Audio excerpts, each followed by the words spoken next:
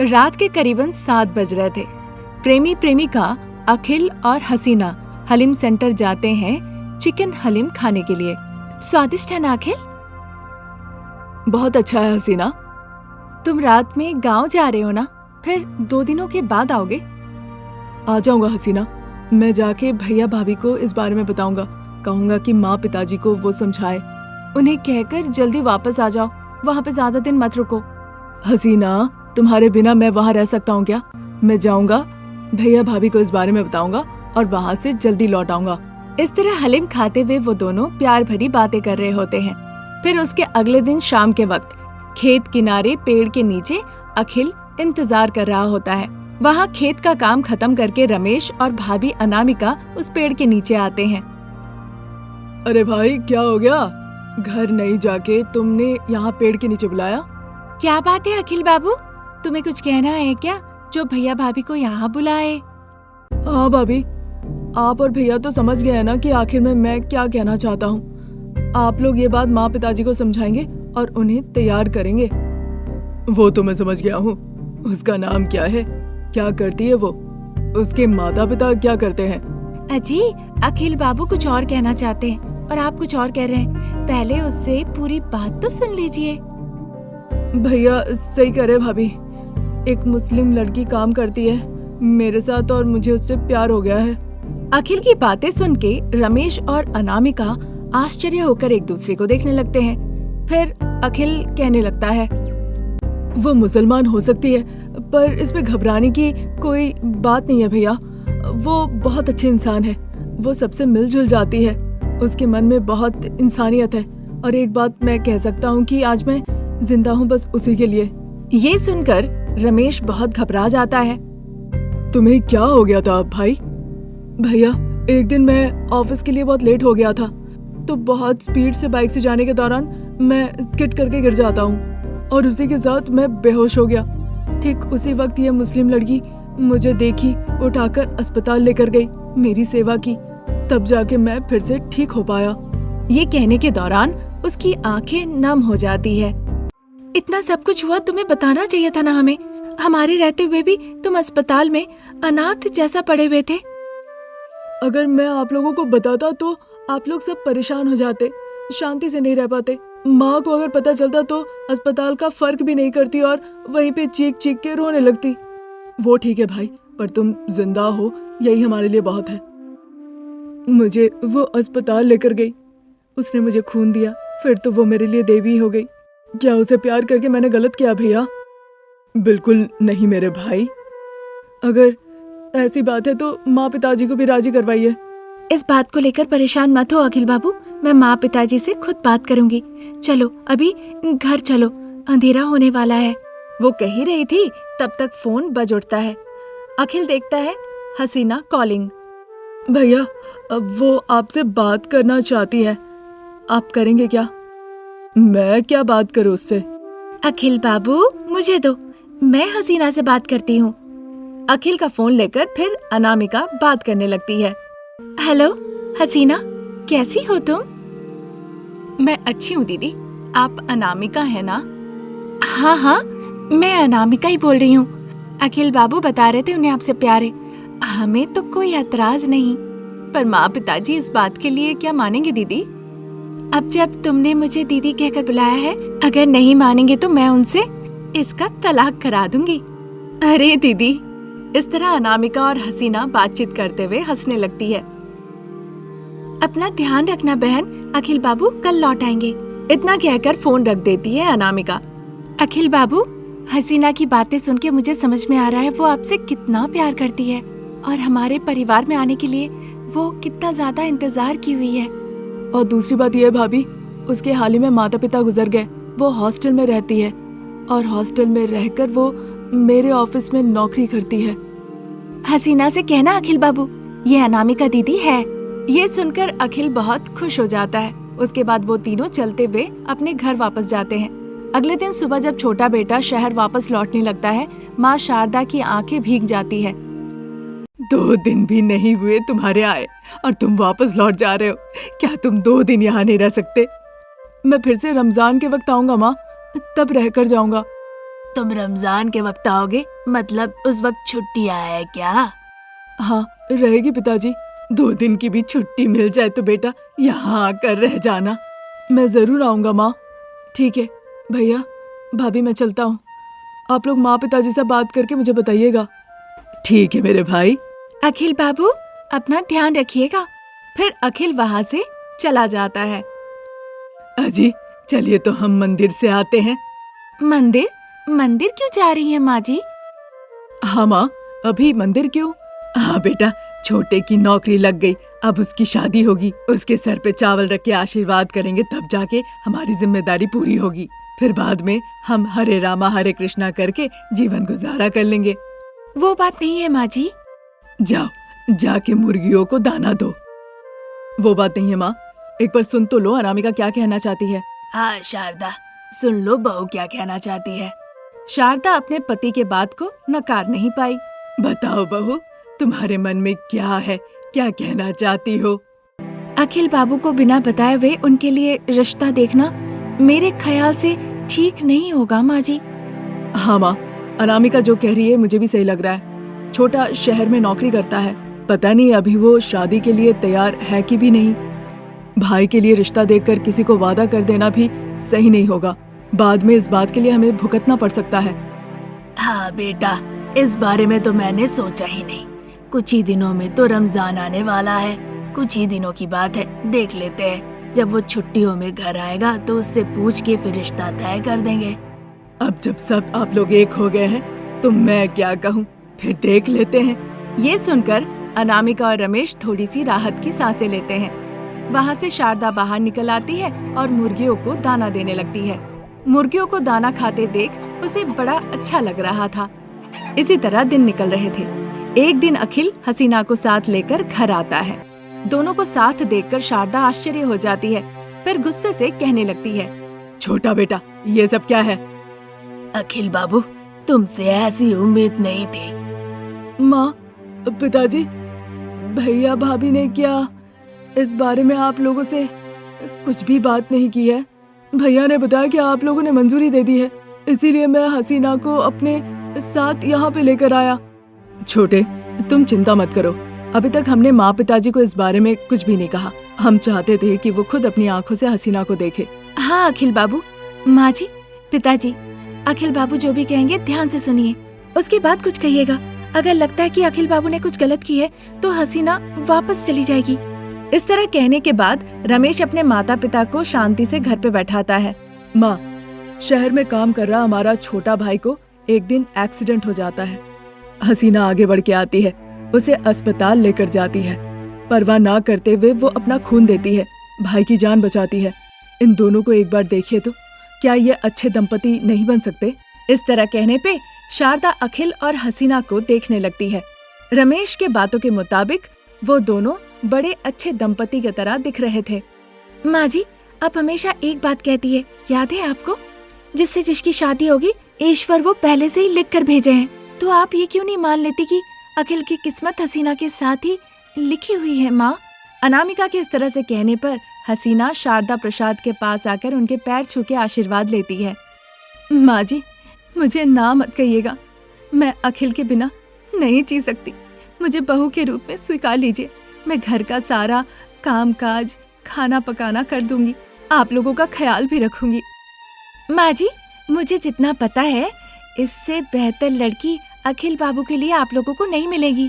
हाँ शारदा, देखो अखिल और हसीना को दोनों कितने अच्छे लग रहे हैं। इन दोनों से तो मेरी नजर ही नहीं हट रही है। इस तरह सभी लोग मिलजुल के शारदा को राजी करवा लेते हैं। घर पे अनामिका के साथ साथ हसीना भी घर का सारा काम करने लगी। फिर एक दिन, माँ, मुझे हलीम खाने का मन हो रहा है। सही कहा बेटा, मेरा भी बहुत मन हो रहा है। हसीना, हसीना। इस तरह बुलाने पे अनामिका और हसीना दोनों वहाँ पे आती है। तुम और भाभी मिलके चिकन हलीम बनाओ, चिकन बाहर से ले आओ। इस तरह से कहने पे, बहन तुम देख लो हलीम बनाने के लिए क्या क्या चाहिए, मैं बाहर से जाके मुर्गी ले आती हूँ। इतना कहकर अनामिका वहाँ से बाहर चली जाती है।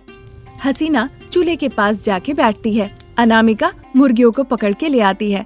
फिर अनामिका और हसीना दोनों कड़ी मेहनत करके मजेदार चिकन हलीम बनाती है। फिर पूरा परिवार मिलके मजे से चिकन हलीम खाते हैं। ये थी आज की कहानी। नई कहानी लेकर हम जल्द हाजिर होंगे। तब तक के लिए नमस्कार। वो कॉलेज ऑडिटोरियम था। वहाँ लड़के और लड़कियों की भीड़ लगी हुई थी। बहुरानी अनामिका अपनी सहेली शिरीषा के साथ स्टेज पे खड़ी थी और माइक लेके मालिनी बात कर रही थी। हाय फ्रेंड्स, मेरा नाम मालिनी। हमारा एक टेक्सटाइल कंपनी है। हमारी एक खास डिजाइनर का नाम शोभना है। मैं हर रोज तरह तरह के नए नए ड्रेस के लुक में आती हूँ। वो सभी उसी के बनाए हुए हैं। जब मालिनी इस तरह से विवरण दे ही रही थी, तभी एक स्टूडेंट, तो क्या उनका नाम लेके हम जाप करें मालिनी जी? नो मिस्टर, यहाँ मिडिल क्लास बहुरानी अनामिका है। उसने एक बहुत ही अनोखे तरीके से नए लुक का डिजाइन क्रिएट किया है। जो ड्रेस उसने क्रिएट किया है, अगर वो पहनकर वो कॉलेज आती है तो मैं उसे 1,00,000 रुपए दूंगी बोनस के तौर पे, और साथ ही साथ उसे नौकरी भी दूंगी। क्या कहती हो तुम अनामिका? कुछ तो कहो। मालिनी जब इस तरह से अनामिका से पूछती है, अनामिका बिना घबराते हुए तुरंत माइक लेकर कहने लगती है, डियर फ्रेंड्स, वैसे तो हमने एंटरटेनमेंट के लिए कहा था, पर मालिनी ने सीरियस ले लिया। वैसे तो मैं एक मध्यम वर्गीय बहू हूँ, नए तरह के लुक के डिजाइन के कपड़े नहीं बना सकती, पर मालिनी इसे मुझे चैलेंज की तरह दे रही है, तो मुझे भी स्वीकार है। मैं उसके दिए गए चैलेंज को एक्सेप्ट करती हूँ। अनामिका ने जब इस तरह से कहा तो वहाँ पे खड़े सारे स्टूडेंट्स तालियां बजाने लगते हैं। मालिनी अनामिका के हाथ से माइक लेकर कहने लगती है, अनामिका ने चुनौती स्वीकार कर ली है। खुशी की बात है। किसी भी चीज के लिए समय निर्धारित होता है। नए लुक वाली पोशाक के लिए अगर हम भी समय निर्धारित कर ले तो सही होगा। आप ही समय बता दीजिए मालिनी। 1 हफ्ता अनामिका। ओके मालिनी। इतना कहकर अनामिका अपनी सहेली शिरीषा के साथ वहाँ से चली जाती है। एक दिन डाइनिंग टेबल के पास खड़ी होकर शारदा बड़े ही मासूमियत के साथ दीवार घड़ी को देखी जा रही थी। करीबन सुबह के 9 बज रहे थे। वो मन ही मन सोचती है, ये क्या, अभी तक बहू अनामिका नाश्ते के लिए नहीं आई? अब तक तो उसका कॉलेज जाने का समय भी हो गया है। अभी तक वो अपने कमरे में कर क्या रही है? ये सोच ही रही थी, तभी बेटा रमेश वहाँ पे आ जाता है। बेटा रमेश, बहू अनामिका कहाँ है? अपने कमरे में। जिद्दी है, अपने कमरे से नहीं निकल रही है। क्यों बेटा, मेरा बनाया हुआ नाश्ता उसे पसंद नहीं है क्या? ये जिद कोई तुम्हारे नाश्ते वाश्ते के लिए नहीं है, बस एक ड्रेस के लिए है। तुम्हें कहना था कि तुम उसे खरीद के दे दोगे, नहीं तो बहू को तो तुम जानते हो, वो वैसे ही पागल है।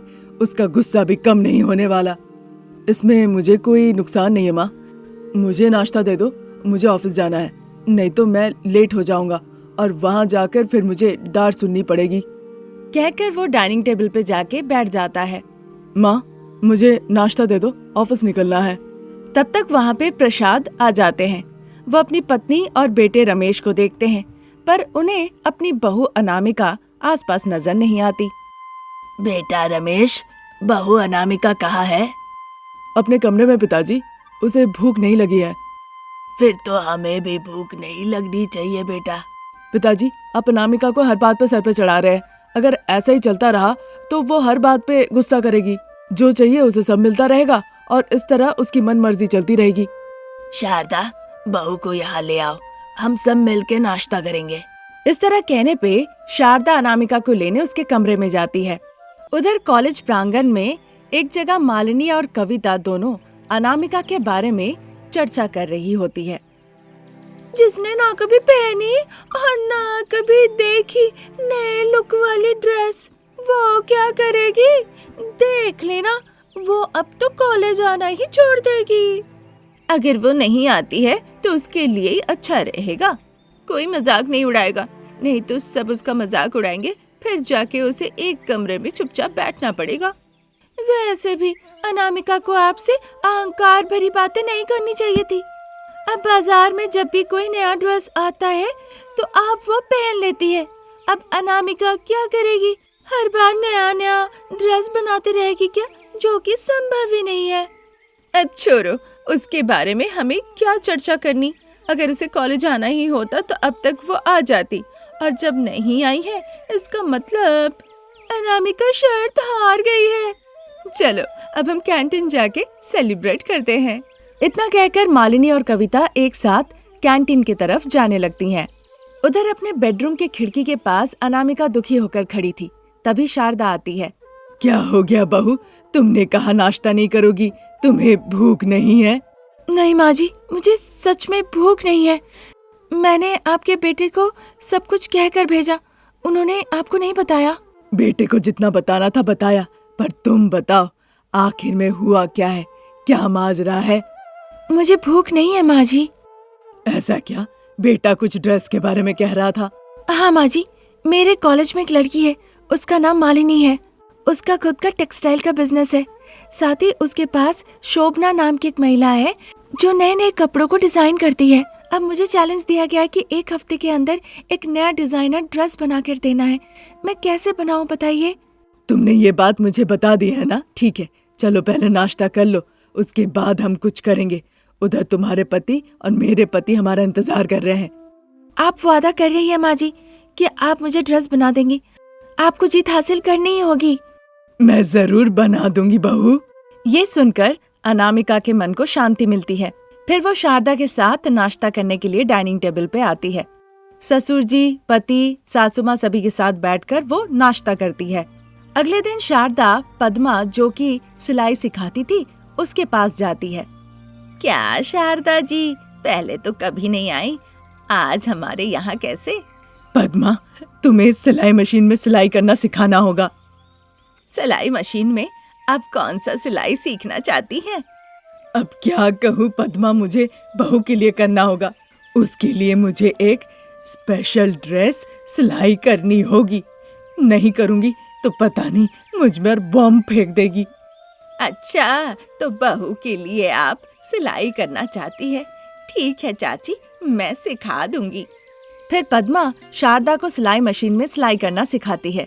शारदा भी मन लगा के सिलाई सीखने लगती है। तभी एक दिन अनामिका कॉलेज जाती है। मालिनी और कविता अनामिका के पास आती है। हाय अनामिका, तुम कैसी हो? हाय मालिनी, मैं बहुत अच्छी हूँ। तुम कैसी हो?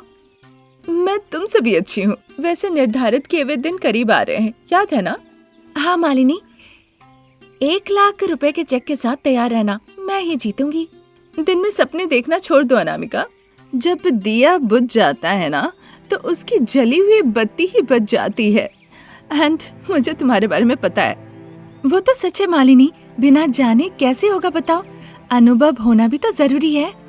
अनामिका की बातें सुन के मालिनी को बड़ा गुस्सा आता है। कॉलेज में थी इसीलिए वो अपने गुस्से को कंट्रोल कर लेती है। अनामिका मुस्कुराती है और फिर वहाँ से चली जाती है। शारदा दिन रात मेहनत करके सिलाई मशीन में सिलाई सीखती है। काफी सोच विचार करने के बाद अचानक से उसे अपने घर पर टमाटर दिखते हैं। वो सोचती है टमाटर से ड्रेस बनाएगी। वाह रे वाह, बहू का टमाटर ड्रेस देखकर पूरा कॉलेज मानो की फिदा हो जाएगा। आइडिया तो बहुत अच्छा है। अब मुझे बस टमाटर से बहू के लिए ड्रेस बनाना होगा। इस तरह सोचती है। फिर टमाटर डिजाइन का स्टिकर ले आकर वो एक नए लुक का नया डिजाइन बहू के लिए सिलने लगती है। अपनी परिकल्पना से वो एक नया तरह का टमाटर डिजाइन से ड्रेस सिलती है, जिसे देखकर बहू अनामिका बहुत उत्साहित हो जाती है। वाह माँ जी, ये टोमेटो ड्रेस बहुत सुंदर है। इस तरह का ड्रेस तो आज तक किसी ने नहीं बनाया होगा।